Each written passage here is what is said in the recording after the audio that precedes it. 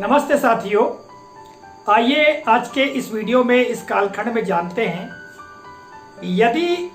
कोई विद्यार्थी किसी विद्यालय में 2 या उससे अधिक बार प्रवेश लेता है तब उसकी प्रविष्टि दाखिल खारिज पंजिका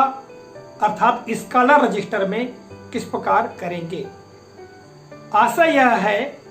कई बार स्थिति ये आती है कि कोई विद्यार्थी हमारे विद्यालय से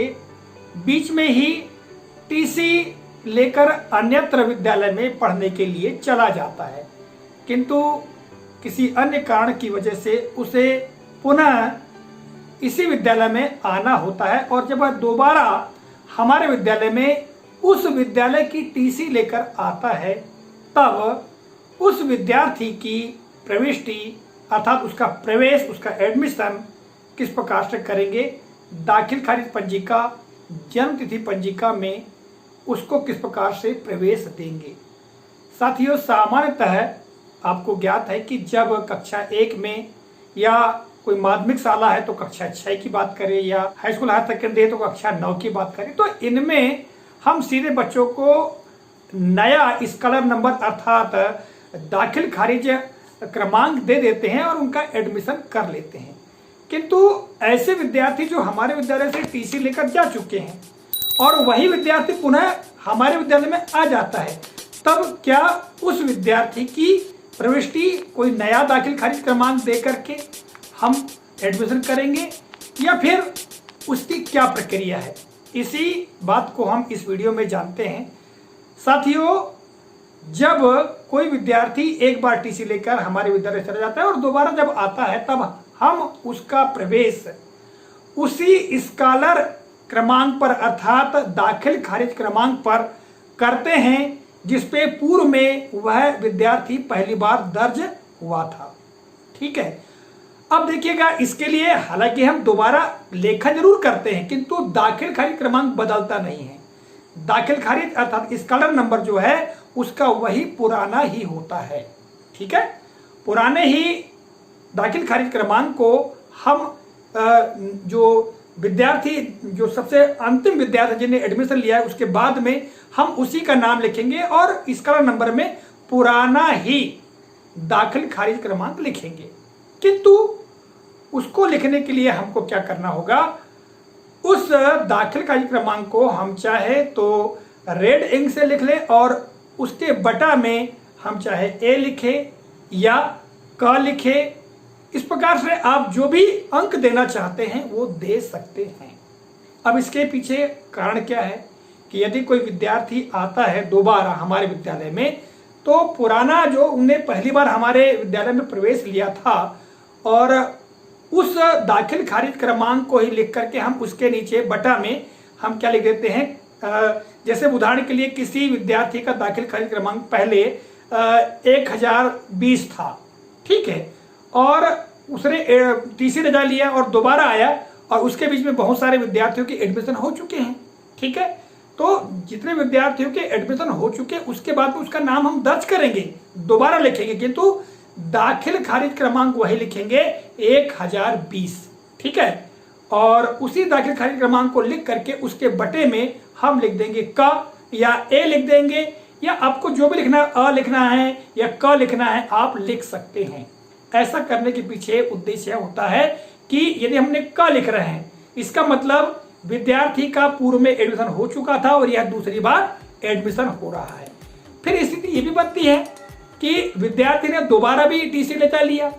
ठीक है, या किसी कारण से पढ़ाई छोड़ दिया और फिर उसका एडमिशन हम दोबारा कर रहे हैं, तीसरी बार कर रहे हैं, तब क्या करेंगे, तीसरी बार भी वही दाखिल खारिज क्रमांक हम उस विद्यार्थी को देंगे और इस बार उसके दाखिल खारिज क्रमांक में लिखेंगे 1020 बटे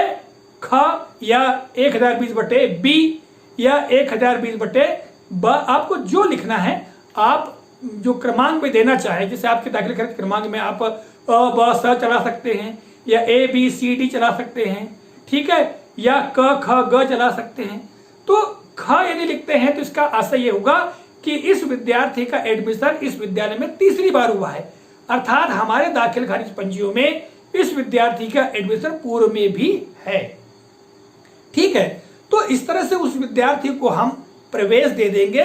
कोई विद्यार्थी चाहे कितनी भी बार टीसी लेकर चला जाए और पुनः वह आ जाए तो हम उसके दाखिल खारिज क्रमांक को नहीं बदलते हैं, अर्थात दाखिल खारिज अर्थात स्कॉलर नंबर वही रहता है। ठीक है, उसको चेंज नहीं करते हैं। हाँ, उसको हम जरूर लिखते हैं, नाम जब भी आएगा भाई, जब उसने टीसी ले गया है उसके बाद बहुत सारे विद्यार्थियों का एडमिशन हो गया है, और जब बहुत सारे विद्यार्थियों का एडमिशन हो गया है तो हम उन विद्यार्थियों के नीचे ही उसका नाम लिखेंगे। ठीक है, जब वह विद्यार्थी आता जिस क्रम में, उसी क्रम में लिखेंगे तो दाखिल खारिज क्रमांक वही देंगे जो पूर्व में था।